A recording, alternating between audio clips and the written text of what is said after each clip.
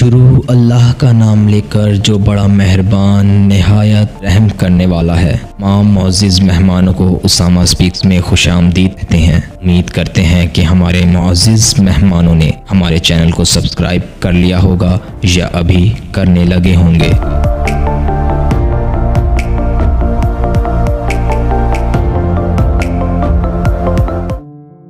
اس سے اگلی رات کا واقعہ ہے کہ دو گھڑ سوار ناجی کے خیمے میں آئے۔ یوں لگتا تھا جیسے کوئی تاجر ہوں۔ زکوئی اپنے کمرے سے یہ سب دیکھ رہی تھی۔ اس نے معاملے کا پتہ لگانے کے لیے ناجی کے کمرے کے قریب جانا چاہا۔ دربان نے اسے روک لیا۔ زکوئی کو اچانک یاد آیا کہ ناجی نے 2 راتیں قبل ادروش کو کہا تھا کہ ہم عیسائی بادشاہوں کو مدد کے لیے کہیں گے، 2 پیغام رساں تیار کرو، انہوں نے بہت دور جانا ہے۔ یہ سوچتی ہوئی وہ اپنے کمرے میں چلی گئی۔ زکوئی اور ناجی کے کمرے ساتھ ساتھ تھے۔ دونوں کے کمرے کے درمیان ایک دروازہ حائل تھا جہاں زکوئی نے سننے کے لیے کان لگا لیے۔ آواز بہت دھیمی آ رہی تھی، لیکن اچانک زکوئی نے سنا کہ ناجی کہہ رہا تھا، وادیوں سے دور رہنا، اگر کوئی پکڑنے کی کوشش کرے تو یہ پیغام سب سے پہلے غائب کر دینا، جان پر کھیل جانا، جو بھی راستے میں حائل ہو قتل کر دینا۔ راستہ 4 دن کا ہے، کوشش کرنا کہ 3 دن میں مکمل کر لو، اور ہاں سمت یاد کر لو، شمال مشرق کی طرف جانا ہے۔ پھر وہ دونوں سوار باہر نکلے اور روانہ ہو گئے۔ زکوئی باہر کھڑی ان کو دیکھ رہی تھی۔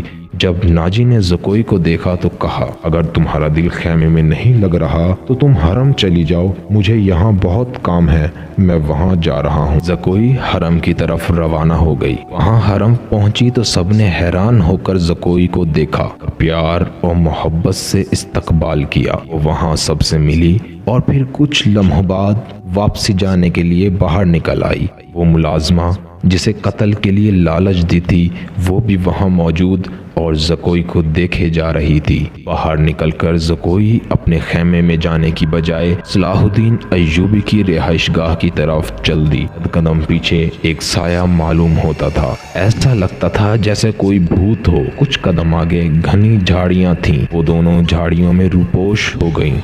جیسے جھاڑیوں سے وہ نکلی تو بھوت اٹھا، چاندنی بڑی صاف تھی۔ بھوت نے ہاتھ اوپر کو اٹھایا، چاندنی سے خنجر چمکا اور بجلی کی سی تیزی سے زکوئی کے بائیں کندھے اور گردن کے درمیان اتر گیا۔ زخم گہرا لگ جانے کے باوجود زکوئی نے اپنا خنجر نکالا اور بھوت کے سینے اور پیٹ میں اتار دیا، جس سے وہ وہیں گر پڑا اور بے ہوش ہو گیا۔ زکوئی کا خون بہت بہہ رہا تھا۔ وہ دوڑ کر کسی بھی طرح صلاح الدین ایوبی تک پہنچنا چاہتی تھی، لیکن آدھے راستے میں ہی گر پڑی۔ اس نے زور زور سے آوازیں لگانا شروع کر دیں، علی ایوبی، علی ایوبی۔ وہ خود کو گھسیٹ کر چل رہی تھی کہ اس کی آواز ایک گشت پر مامور سپاہی نے سنی۔ وہ اس کے پاس پہنچا۔ اس نے زکوئی کو خون میں لت پت دیکھا تو گھبرا گیا۔ زکوئی ادھمری کیفیت میں بولی، مجھے امیر مصر کے پاس پہنچا دو۔ سپاہی نے فوراً اس کو اٹھایا اور دوڑ پڑا۔ جب علی بن سفیان اور صلاح الدین ایوبی تک یہ خبر پہنچی کہ ایک زخمی لڑکی آپ سے ملنا چاہتی ہے تو وہ فوراً کمان سے نکلے تیر کی طرح دوڑ کر باہر گئے اور زکوئی کو اندر اپنے کمرے میں لے آئے۔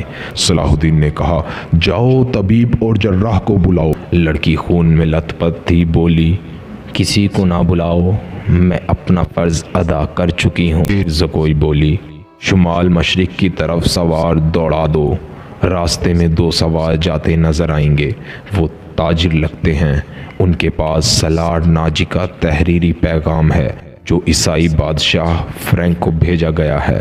اس کے بعد اس نے تمام وہ باتیں سنائی جو اس نے دیکھا اور سنا تھا۔ اس نے اپنے پر حملہ کرنے والے کو نہیں دیکھا تھا، البتہ اس نے خنجر مارتے وقت اس کی آواز سنی جو کسی عورت کی سی لگتی تھی۔ اسی وقت حملے کی جگہ سپاہی دوڑا دیے گئے۔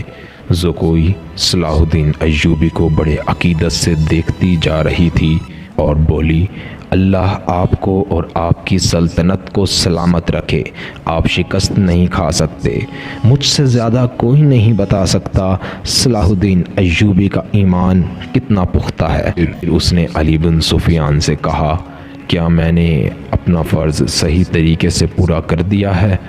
تم نے توقع سے زیادہ پورا کیا ہے زکوئی۔ علی بن سفیان نے کہا، کاش کہ میں مسلمان ہوتی۔ زکوئی نے کہا، اس کے آنسو نکل آئے۔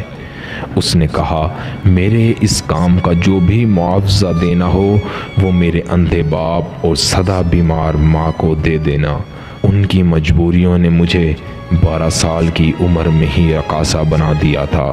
اتنے میں زکوئی کا سر ایک طرف ٹھلک گیا، آنکھیں ادھ کھلی رہیں اور ہونٹ اس طرح کے وجہ نیم مسکرا رہی ہو۔ طبیب نے نفس دیکھی اور صلاح الدین کی طرف دیکھ کر سر ہلا دیا۔ زکوئی کو فوجی خراج تحسین پیش کیا گیا کہ اس نے اسلام کا کام کرتے ہوئے جان دی ہے۔ اتنے میں سپاہی اس قاتلہ کی لاش لے آئے جس نے زکوئی کو قتل کیا تھا۔ دونوں کو نہایت خفیہ طریقے سے رات میں ہی دفنا دیا گیا۔ پھر صلاح الدین ایوبی نے نہایت اعلیٰ قسم کے گھوڑوں پر 8 سپاہی علی بن سفیان کی کمانڈ میں ناجی کے بندوں کی طرف روانہ کر دی۔